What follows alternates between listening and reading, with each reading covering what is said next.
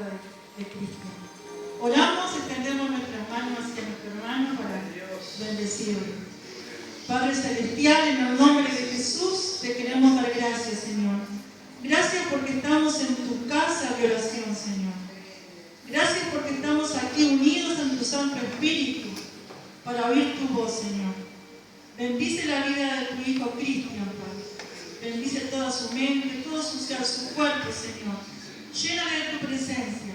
Que de su boca salga tu palabra que es bendita, Señor. Que llene nuestros corazones. En el precioso nombre de Jesús. Amén. Gracias, Señor. Señor los bendiga, ¿eh? Vamos a tener que el próximo aire, pastor, ponerlo de ese lado. Amén. Aquella platea está llena. Escuchaba cómo pedíamos todos, ¿verdad? Oración al Señor por cosas que nos aquejan, sean problemas de salud, problemas con los hijos, por la casa, trabajo, aumentos de sueldo. Y muchas veces pedimos incluso cosas que no nos atañen a nosotros, sino que pedimos para los demás, para nuestros hijos, para seres queridos, ¿verdad? Y cosas que muchas veces nos preocupan. Entonces, yo pensaba si está bien preocupar. Porque cuando yo me preocupo, por ejemplo, digo, tengo un hijo a cargo y debo velar por la salud de él, debo velar por la manutención de él, en ese caso me estoy preocupando. Y está bien. Buscaba la palabra, el sinónimo, lo que significa preocuparse, dice sentir desasosiego o inquietud o temor por algo que puede ser perjudicial o negativo y que piensa con insistencia, o sea, algo que estás pensando continuamente. Dice, prestar atención a una persona o a una cosa y hacer lo necesario para que esté bien o correctamente. Viéndolo desde ese punto, o sea, prestar atención a una persona, a una cosa y hacer lo necesario para que esté bien, está bien preocuparse, ¿verdad? Ahora, ¿qué pasa cuando esa preocupación se extralimita? Y ya pasa a dejar de ser preocupación y pasa a ser temor, pasa a ser miedo. Pasa a ser esa sensación fea en el pecho que comúnmente decimos angustia. ¿Qué pasa cuando yo estoy preocupado porque a lo mejor mi hijo no está en casa hace mucho tiempo, porque ya no lo puedo tener cerca y cuidarlo como lo cuidaba? ¿Qué pasa cuando me preocupa la situación económica de mi casa y llegan las noches y son las 12, la 1 y mi cabecita da vuelta cómo poder conseguir dinero, cómo poder sobrellevar la casa adelante? ¿Qué pasa cuando vienen esos problemas de que la nena pareció que está embarazada o montones de problemas más? Cuando ya dejó de ser una preocupación para pasar a ser una angustia, un temor. A veces ni siquiera ha pasado, e igual estamos temiendo de que eso pase. Nos angustia el solo hecho de pensarlo. Hay gente que se psicopatea. Ahora hablaba ahí sobre el tema del psico. Hay gente que lo picó un mosquito y salió corriendo por el hospital porque es psico. Y todo lo que anda a la vuelta lo tengo yo y me pega. Hay gente que es así. Entonces, venía a mi mente, ¿está bien cuando se pasa de preocupación a miedo, de preocupación a angustia? Busqué la palabra miedo y dice, sensación de angustia provocada por la presencia de un peligro real o imaginario. Sentimiento de desconfianza que impulsa a creer que ocurrirá un hecho contrario a lo que se desea. Ocurrirá un hecho contrario a lo que se desea. Eso es miedo. La fe es la certeza de lo que se espera y la certeza de lo que se espera y la convicción de lo que no se ve, dice la palabra, ¿verdad? Yo tengo fe que me va a salir las cosas bien. Tengo fe que voy a recibir el empleo. Tengo fe que me van a dar un aumento. Yo no tengo fe que voy a ganar hija. No tengo fe que mi hija va a quedar embarazada. ¿Entienden? Eso es miedo. Y decía la definición de miedo, dice, sentimiento de desconfianza que impulsa a creer que ocurrirá un hecho contrario a lo que se desea. La fe era algo que yo quería que sucediera. A favor. El temor es algo contrario que puede suceder. Se podría decir entonces como que el temor vendría a ser una fe invertida, una fe negativa, ¿verdad? Algo contrario a la fe que Dios quiere que tengamos, ¿verdad? El temor, leía por ahí como que es una de las peores enfermedades que se está viviendo en este siglo. La gente padece temores diferentes y por esos tipos de temores se angustia mucho y por angustiarse mucho se enferma. Por eso se dice muchas veces que el temor es una enfermedad. Ahora, pero nosotros como cristianos sabemos que la Biblia nos da las herramientas, nos da las enseñanzas como para poder vivir una vida sin temor, ¿verdad? La Biblia nos enseña, si la leemos, que nosotros los cristianos, como bien orábamos antes, como escuchaba a Edison pedir, a Carolina, sobre que dijo bien lo dijo eso, dijo al Señor que nos ayude a mejorar la relación con Dios para no preocuparnos. Cuando mi relación está bien con Dios, el miedo, el temor, no puede estar. Ahora, ¿qué pasa cuando yo descuido esa relación con Dios? Allí se gana el temor, se gana el miedo, se gana la angustia. Y de a poquito te aleja, te va alejando del Señor, te va alejando. Y logra todo aquello que habías alcanzado mientras estabas con el Señor. Te roba el gozo, te roba la paz. Ese es el temor. Termina alejándote por completo de lo que realmente Dios quiere para tu vida. Una vida de bendición. Ahora, cuando usted permite que el temor entre a su vida, de un modo u otro estamos permitiendo que, abriendo una puerta de maldición sobre nuestra vida también. ¿Cómo una puerta de maldición? Claro, porque cuando una persona está con miedo, muchas veces toma decisiones apresuradas. La angustia te lleva a mentir, a decir cosas que no querías decir, a pensar desacertadamente. Y a tomar decisiones equivocadas, y esas decisiones equivocadas acarrean una bola más grande y más grande y más grande, y cuando queremos acordar, estamos hasta acá. Y todo comenzó porque en un momento de angustia tuvimos miedo. Leamos el libro de Génesis, tenemos unos cuantos ejemplos sobre personas que tuvieron miedo y decidieron equivocadamente por tener miedo. Dice el libro de Génesis allí en el capítulo 18, hablando un poquito, ¿verdad?, de Abraham y Sara. Dice que Dios le habló a Abraham y le dijo que iba a tener ya Abraham, de avanzada edad. Sara también. Y dice Dios que les dijo que iban a tener un hijo. Ahora, cuando Sara escuchó que iba a tener un hijo, dice la palabra de Dios que ella se rió. Pero leamos, Génesis 18, ¿todos lo tienen? Dice, versículo 11, perdón. Dice, y Abraham y Sara eran viejos, de edad avanzada, y Sara le había cesado ya la costumbre de las mujeres. ¿Verdad? Dice, se rió pues Sara entre sí, cuando el Señor le dijo que iban a tener un hijo, diciendo, después que he envejecido, tendré deleite. Parece que iban a ir a la heladería. Dice, siendo también mi Señor ya viejo. Como que Sara no creía, ¿verdad? Ahora dice, entonces Jehová dijo a Abraham, ¿por qué se ha reído Sara diciendo, ¿será cierto que he de dar a luz siendo ya vieja? ¿Hay para Dios alguna cosa difícil? Al tiempo señalado volveré a ti, y según el tiempo de la vida, Sara tendrá un hijo. Entonces Sara negó, diciendo, no me reí, porque tuve miedo, y él dijo, no es así, sino que te has reído. Me cuenta que le dijo a Abraham y a Sara que iban a tener un hijo, que Sara se rió, hasta ahí todo lo entendimos. Ahora, cuando el Señor le apretó un poquito a Sara, ¿por qué te has reído? Ella dijo, no me reí. O sea que no solamente que no se rió, sino que también el Señor le mintió. En un momento, después dice, porque tuve temor. En un momento de temor, osó mentir al Señor. Ni más ni menos que al Señor. Vemos una reacción absurda, una reacción equivocada por miedo. Pero busquemos ahí no en Génesis 31, del 26 al 31. Génesis 31, del 26 al 31. Hablando un poquito, ¿verdad?, de la historia de Jacob, Labán. ¿Recuerdan esa historia hermosa que hay?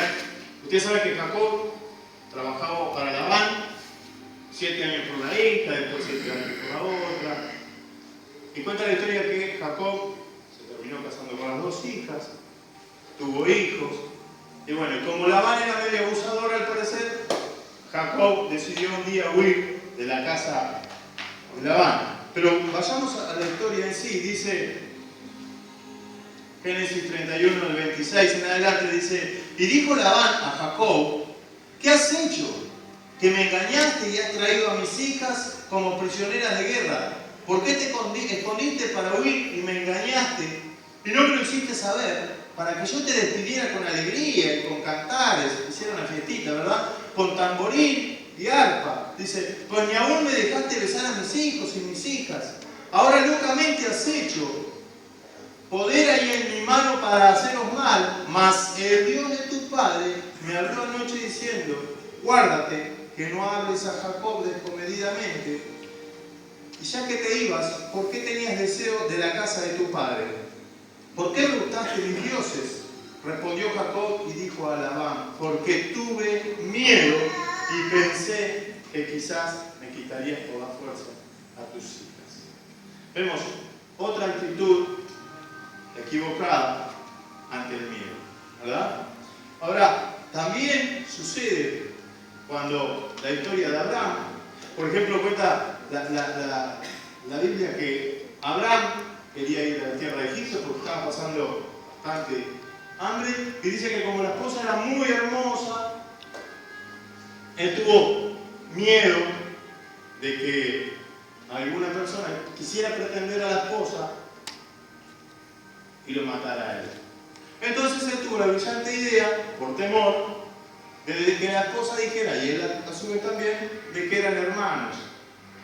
Ahora, la historia sigue diciendo, como que Faraón puso los ojos sobre la esposa, y resulta que todo terminó mal, terminó con el tema de pestes, pero cuando le preguntan a Abraham, él dice: lo que pasa es que tuve miedo.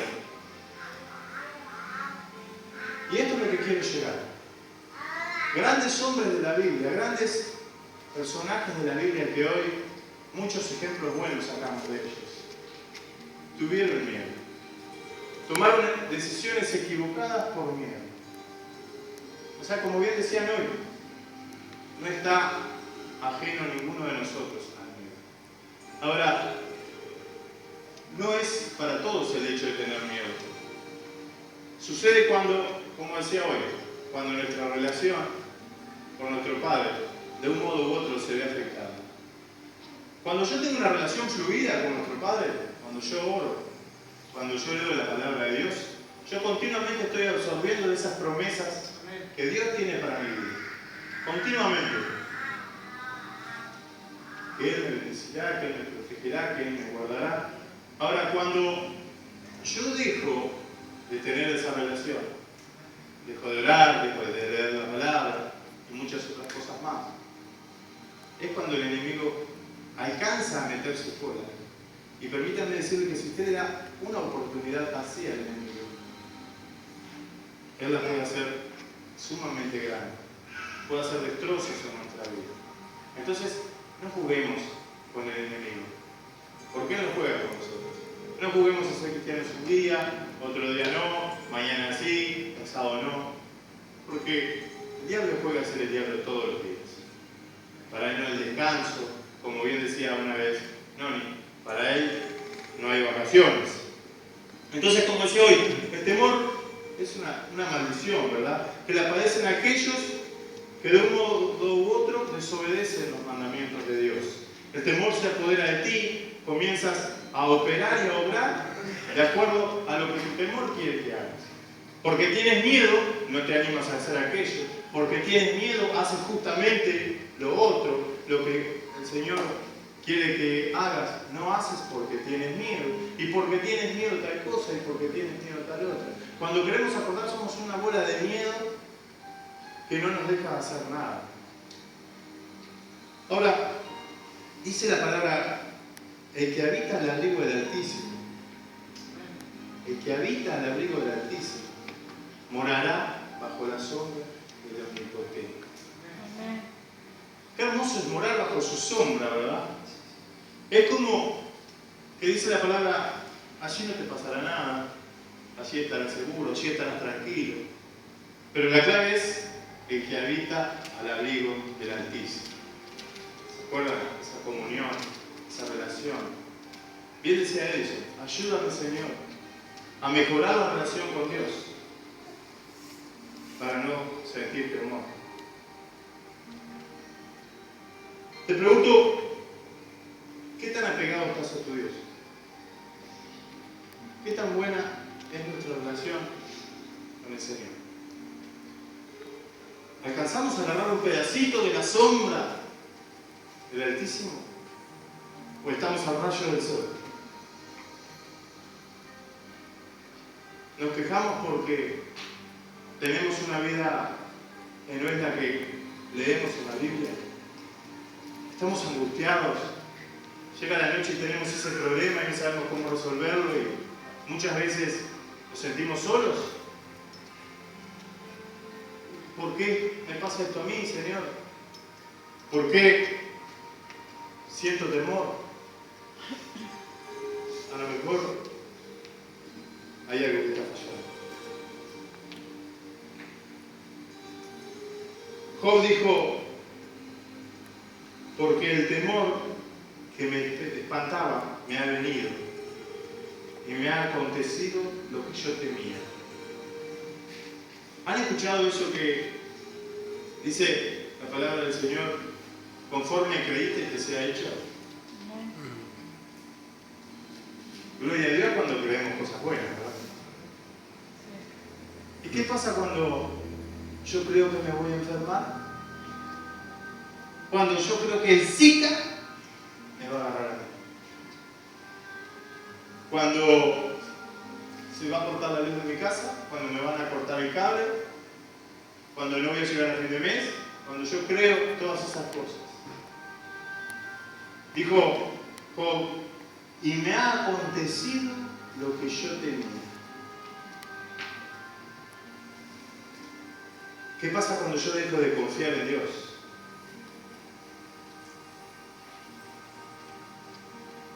¿Saben que cuando alguien venía a Jesús, dice que le decía, entre un montón de cosas más, ¿verdad? Pero en una oportunidad dice, grande es tu fe, hágase como has creído. Y si nos dijera a nosotros hoy, hágase como has creído, no como quieres, sino como has creído. ¿Has creído que todo te saldrá bien? ¿Que todo lo que emprendas prosperará?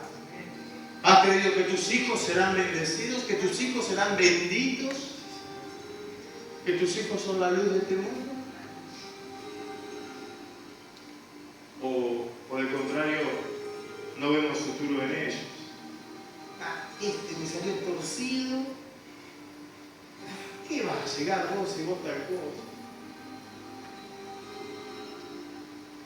Tener una relación con Dios nos da seguridad, ¿verdad? Ahora, por el contrario, cuando esa relación no existe, nos sentimos inseguros, nos sentimos con miedo, sentimos que estamos solos. David se ejercitaba y decía, aunque un ejército acampe contra mí, no temerá mi corazón. Ustedes podrán decir, sí, pero David, cuenta la historia que David estaba siendo perseguido, ¿verdad?, por el rey Saúl y un ejército de 2000 hombres. Imagínense usted corriendo, el rey Saúl y 2000 hombres corriendo atrás, queriéndolo matar. Aunque un ejército acampe contra mí, no estaríamos seguramente cantando, ¿verdad? Pero dice que en ese momento David dijo, Jehová es mi pastor, nada me faltará. En lugares de delicados pastos me hará descansar, y junto a aguas de reposo.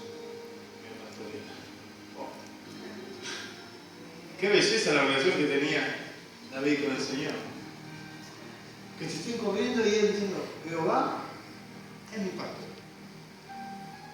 Nada me falta. Junto a aguas de reposo, sobre delicados pastos, me hará descansar. Leyendo un poquito la historia de David, veo que en mí hay algo que falta. A veces los problemas se acercan tan siquiera y ya empezamos a temblar. Ya pensamos que no lo vamos a poder sobrellevar. 2000 hombres queriéndote matar. El temor se enfoca muchas veces en las circunstancias. Vemos solamente el problema y no podemos salir de ahí, y lo miramos para un lado y lo miramos para el otro, y llega la noche y el problema, y pasan 10 cosas hermosas a tu alrededor. El Señor te grita, callo, y vos el problema, te estás enceguecido. En cambio dice que la fe pasa por encima de las circunstancias. No se enfoca en el problema. Así hizo David. Jehová es mi pastor. Nada me faltará. Ninguno de nosotros puede darse el lujo de permitirle siquiera esto al enemigo. Darle este cachito de confianza, de entrada en nuestra vida, ni en nuestro matrimonio, ni en nuestra familia, ¿no? Porque vaya que si es astuto. Cuando tenemos temor sentimos, como decía, que estamos solos. Pero sin embargo el Señor dice, no temas, porque yo estoy contigo. Entonces, ¿por qué no me acuerdo de ese versículo? A veces falta, ¿verdad? A Satanás le encanta verte como emocionalmente estás mal. Le encanta verte perturbado. Le encanta verte preocupado, angustiado, dolido. Cuando tu cuerpo está allí quieto, pero tu cabeza corre a 10.000 kilómetros por hora. Y no sabes otra cosa que pensar más que en ese problema. Ay, Satanás está gozoso, está contento. Sin embargo, nosotros tenemos la solución a nuestro alcance. Pero no, es más lindo pensar en el problema. Es más lindo angustiarnos.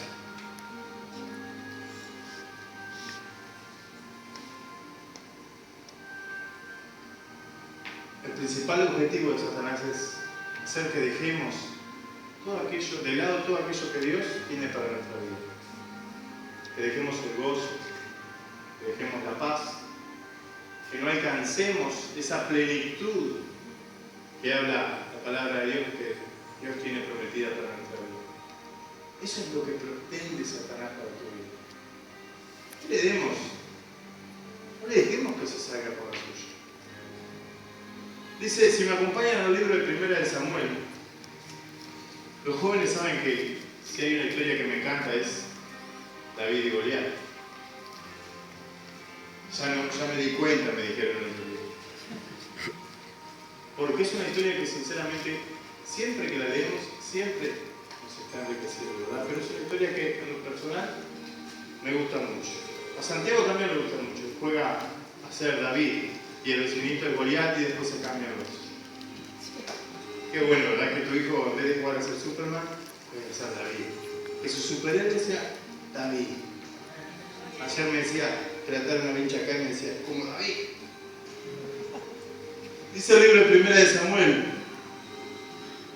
capítulo 17, versículo 3, lo leo rapidito. Dice, y los filisteos estaban sobre un monte a un lado, e Israel estaba sobre otro monte a otro lado, y el valle entre ellos. Salía entonces del campamento de los filisteos un paladín, el cual se llamaba Goliat de Gat. ¿Sabés cómo es el apellido de Goliat? Me dijo Santi, de Gat. Porque la Biblia dice Goliat de Gat. Dice, y tenía de altura 6 codos y un palmo. y traía un casco de bronce en su cabeza y llevaba una cota de malla. El peso de la cota 5.000 ciclos de bronce. Sobre sus piernas traía levas de bronce y jabalina de bronce entre sus hombros. Y el asta de su lanza era como de rodillo de telar y tenía el hierro de su lanza 600 ciclos de hierro. E iba su escudero delante de él y se paró y dio voces a los escuadrones de Israel diciendo, ¿se imaginan? De un lado todo el ejército filisteo, del otro lado el ejército de Israel, en el medio el valle y este bravucón. Dice que se paró allí y dice, ¿para qué os habéis